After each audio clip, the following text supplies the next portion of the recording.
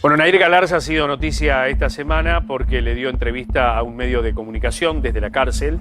Habló y en las redes sociales realmente estallaron, ¿no? En algunos casos repudiando la entrevista porque de alguna manera decían que manipulaba la puesta al aire de su testimonio. Está Analía Forti con nosotros, que es consultora psicológica. Hola, Analía, ¿cómo te va? ¿Qué tal? ¿Cómo estás? Buenas tardes. A ver si nos ayudas a entender, ¿no? Esto que se ha dado alrededor de esta mujer, ¿no? Que ha asesinado a su novio. Vamos a las declaraciones. Algunas de las declaraciones que hemos conocido ese día: no podía reaccionar, dijo Nair Galarza. No entendía lo que me estaba pasando, no me acuerdo de nada, no tenía nada en la mente, ¿no? Algunas de las declaraciones que se desprenden de esta entrevista realizada en el penal. ¿De qué estamos hablando cuando hablamos de Nair Galarza? ¿Pudiste establecer un perfil? Están las pericias son muy claras, las pericias que se hicieron son muy claras. Habla de una personalidad narcisista, habla de una persona con un sentido de grandiosidad personal, como que de alguna manera sobrevalora su inteligencia, su importancia. Una persona que no tiene repercusión emocional. Las pericias son muy claras en cuanto a que no se observa ningún tipo de reexperimentación traumática del hecho. Estamos hablando de una chica, y esto lo digo yo, no las pericias, que claramente muestra una desresponsabilización absoluta y una no resonancia emocional con el hecho. A ver qué lees en estas frases. No caía, era una bolsa de nervios, no tenía noción del tiempo, tomé conciencia 3 meses después de que Fernando había fallecido. A ver, cayó porque emprendió la retirada y escapó. Ajá, en ese momento. Entonces, claramente se dio cuenta de que algo que podía implicarla de una manera negativa había sucedido, con lo cual emprendió la retirada. Dice que no recuerda nada, que era una bola de nervios. Si era una bola de nervios es porque de alguna manera comprendía lo que había sucedido, comprendía el hecho que había perpetrado. Y en esto de que no tenía noción del tiempo y que no recuerda nada, en la entrevista, sin embargo, dice claramente que recuerda que entró a su cuarto y se quedó quieta. Entonces hay digamos, una declaración de determinada conducta, pero después cuando entra un poquito en el relato, claramente se observa otra cosa.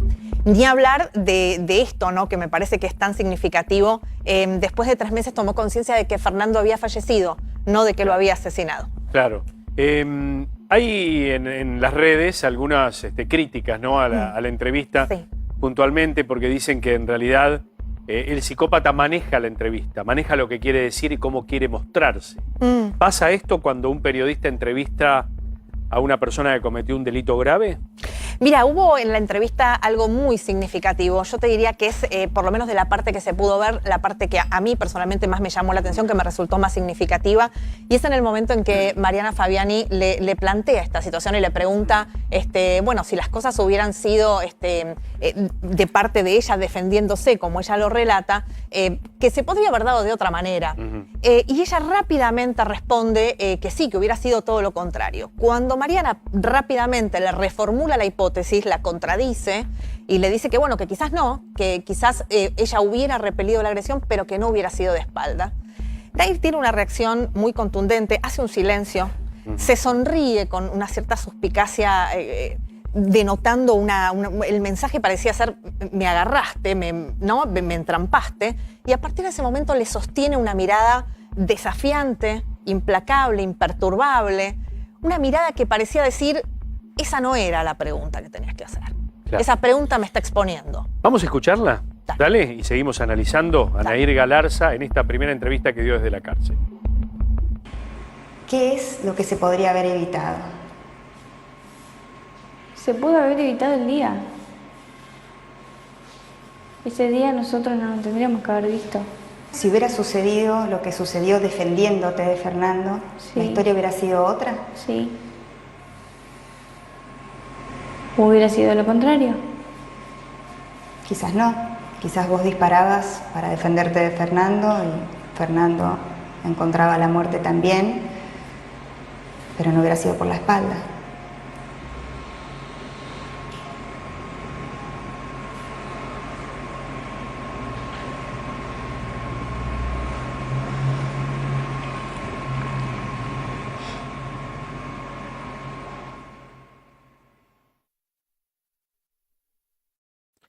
Ese es el fragmento al que... No era eso lo que me tenías que preguntar. Como si vos me hicieras una pregunta ahora y yo te miro y te sostengo el silencio, como diciendo, no era esa la pregunta, me estás exponiendo.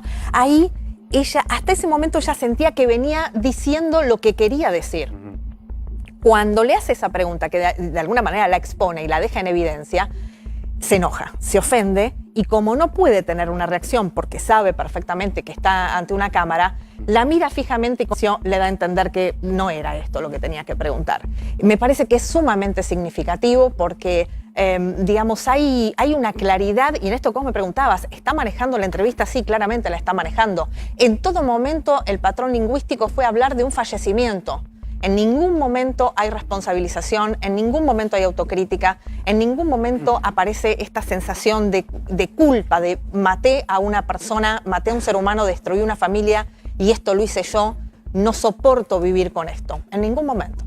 Estaba pensando que tanto el caso Nair Galarza como el caso Barreda han generado en la sociedad algunos ciertos datos de morbosidad preocupante, pero lo vamos a hablar en un ratito porque quiero que compartamos otro fragmento de la entrevista. ¿Te parece? Dale, ¿cómo no? Dale. A mí me llama la atención cuando vos decís que Fernando falleció. En general es un término que uno utiliza cuando alguien muere por una enfermedad, una muerte natural, digamos. En este caso fue distinta la situación, pero no lo podés decir de otra manera. No. Porque recién decías que en las cartas y vos misma lo decís, que nadie puede decidir sobre la vida de otro. Y que eso es lo que te da culpa, que vos sentís que decidiste sobre la vida de Fernando de alguna manera. Es que haya sido accidental o no, la realidad es que hay una persona que falleció. Bueno, allí estaba otro fragmento, ¿no? Haya sido accidental o no.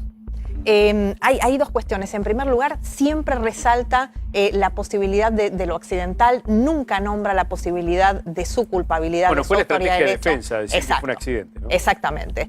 Ahora, más allá de eso, lo que plantea es, más allá de que haya sido accidental o no, hubo una persona que falleció. Fíjate la distancia emocional. Claro. Esa persona era una persona con la que ella había tenido una relación, aparentemente por las pericias era una relación que traccionaba de manera violenta, era un vínculo violento, una relación disfuncional, pero ella toma una distancia emocional que claramente muestra esta falta de resonancia empática. ¿Por qué te parece que el caso ha dividido a los colectivos de violencia, ¿no? Allí recién veíamos a una mujer con una máscara reivindicando la actitud de Nair Galarza. ¿Por qué te parece que dividió a los colectivos? Me parece que lo ha dividido porque hay algo que no podemos negar y me parece, vos sabés que yo trabajo mucho en violencia y me parece que este es un punto que no podemos negar. Si este mismo hecho hubiera sido perpetrado por un hombre, no hubiera de ninguna manera tenido esta trascendencia, ni hubiéramos estado revisando las frases de esta manera. Lo que pasa es que acá tenemos una chica jovencita con un determinado estereotipo, una chica rubiecita, de cabello largo, estudiante universitaria, de una familia de clase media. Entonces esto parece un horror, porque cuando es la mujer la que comete un acto de esta magnitud, la repercusión que tiene es un horror y se la eleva al grado de monstruo. Ahora, cuando esto lo comete un hombre, está como más naturalizado. ¿Vos decís? Sí. ¿Es así? Sí. Bueno, a ver, más de las declaraciones. Me siento culpable porque más allá de todo, él era una persona que ya no está. Eso me hace sentir demasiado culpable y no puedo revertir la situación. No me sentí responsable de lo que pasó. Es decir, no asume la responsabilidad. No asume la responsabilidad. Hay una desresponsabilidad absoluta, una desresponsabilización total. Ella toma distancia de la situación, ni siquiera puede pronunciarlo, ni siquiera lo menciona. Ahora, Mariano, te digo algo y te cuento por qué te digo esto. Si este hecho lo hubiera cometido un hombre, el hombre, en lugar de decirte no me sentí responsable de lo que pasó, lo que te dice es ella provocó la situación, me sacó. Dice lo mismo pero de otra manera. Y es tomado como algo más. Cuando lo dice una mujer nos parece una cosa monstruosa y espantosa. Vos fíjate el mote que se le puso, ¿no? El bombón asesino, esta cuestión. Y la división de los colectivos, ¿por qué tiene que ver? Porque es muy habitual que habiendo está claro que la cantidad de mujeres que son muertas a manos de femicida es ostensiblemente superior a los hombres que son muertos a mano de mujeres. Esto es una realidad estadística. Sí, Entonces, cuando se está hablando de esta cantidad de muertes de mujeres, siempre aparece esta cosa, también hay hombres que son víctimas de violencia. Esto genera como una reacción, porque sí, ya sabemos que también hay hombres que son víctimas de violencia y claramente Fernando lo fue. Claro. Lamentablemente Fernando lo fue. Vos sabés que la producción de Código Penal intentó comunicarse en estas horas con los familiares de Fernando Pastorizo. Queríamos tener la palabra del papá o de la mamá, ¿no? Después de la exposición que ha tenido Nair Galarza en las últimas 48, 72 horas. Pero la verdad que ellos prefieren guardarse el silencio. Sí se expresaron en algunos medios de comunicación local a través de las redes sociales. ¿Quieren compartir? Esto piensa la familia de Pastorizo sobre la exposición de Nair Galarza. A mí no me produce nada eso. Yo sé lo psicópata que es. Para elaborar una estrategia manotazo de ahogado para casación, que será en breve, por un punto de rating hacen cualquier cosa, ¿viste? Ensucian, no les importa la familia, no les importa nada. Esta chica, la asesina, el día que ella comete el asesinato, que lo estábamos velando a Fernando, ella se entrega y se proclama la autora material, ¿no?, del crimen. En ningún momento esbozó que Nando la golpeaba, ni nada por el estilo, ni violencia de género. Ella intenta decir que la mente se le quedó en blanco, que después dice que estaba nervioso. ¿Nervioso de qué entonces? ¿Nerviosa de qué? Toda una mentira. Toda parte del circo de ella. A mí me interesa que la sentencia quede firme y estoy segurísimo que así va a ser. Bueno, allí estaba el testimonio del papá de Fernando, ¿no? Los papás claramente tratan de resguardarse, es muy doloroso. Vos imagínate que haber perdido un hijo que recién había comenzado a vivir en una situación tan espantosa, ¿no? Porque en definitiva, ¿por qué lo mata? Lo mata cuando él intenta dejarla, cuando se sustrae a esa posición de presa sumisa en la que estaba, y cuando ella siente esa devaluación narcisista, no lo puede soportar, pierde el control y lo mata. Es esto de cómo se atreve a dejarme, del mismo modo en que con su mirada la mira a Mariana como preguntándole, ¿cómo me preguntas esto? Sí, hay que decir también que hay casos donde tanto hombre como mujer puede reaccionar de manera violenta, enmarcado dentro de la emoción violenta, enmarcado dentro de lo que puede llegar a ser una situación extraordinaria de atenuación, no sé.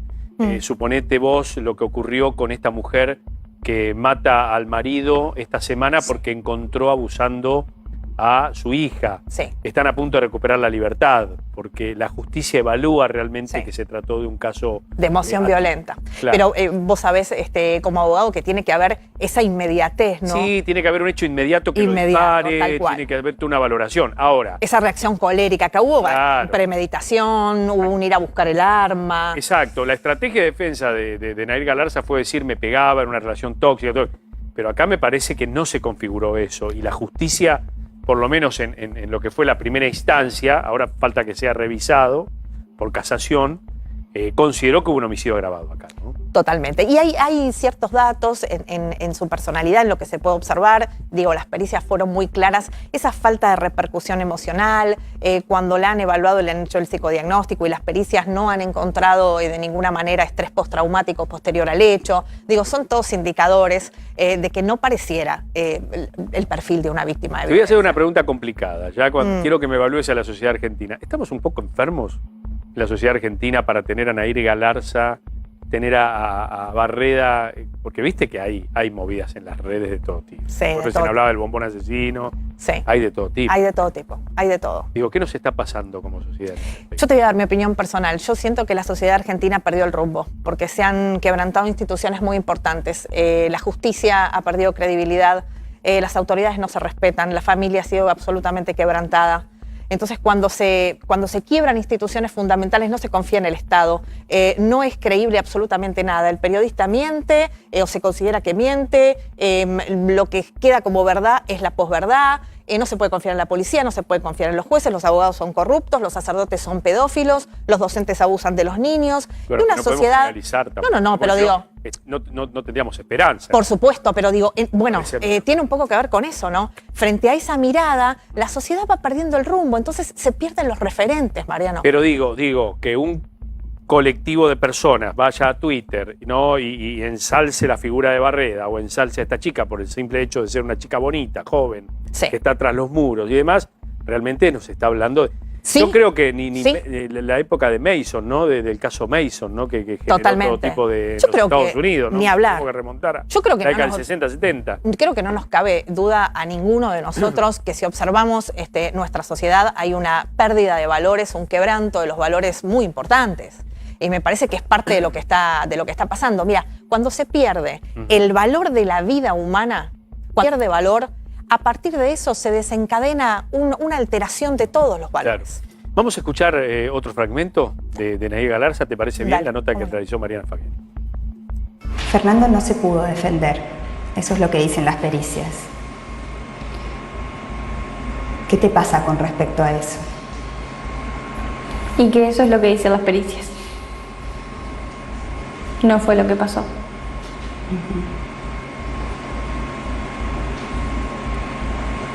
¿Él se pudo defender? ¿Pudo haber evitado lo que sucedió? Fernando pudo haber evitado todo. ¿Cómo lo podría haber evitado? La familia del otro chico. Bueno, ahí estábamos, ¿eh? Ahí teníamos. ¿Cómo lo pudo haber evitado? Le pregunta y ella no responde. Porque quizás la respuesta es, lo pudo haber evitado no contradiciéndome, no contradiciendo mi deseo, no queriendo dejarme. Porque no hay una aceptación en algún punto de la decisión que él tomó por justamente esta defraudación en su valoración narcisista que ella sintió y perdió el control. ¿Cómo tenemos que ser los periodistas cuando tenemos un asesino de esa talla enfrente? Qué difícil, qué difícil. Es muy difícil no involucrar emociones, ¿no? En ese momento. Pero me parece que tratar de preguntar a fondo las preguntas que haría la gente, las preguntas que se hacen las personas en su casa, poder hacerlas abiertamente. Gracias por tu presencia. Por favor, un placer. Gracias, Analía. Siempre es un placer hablar Un con vos. gusto.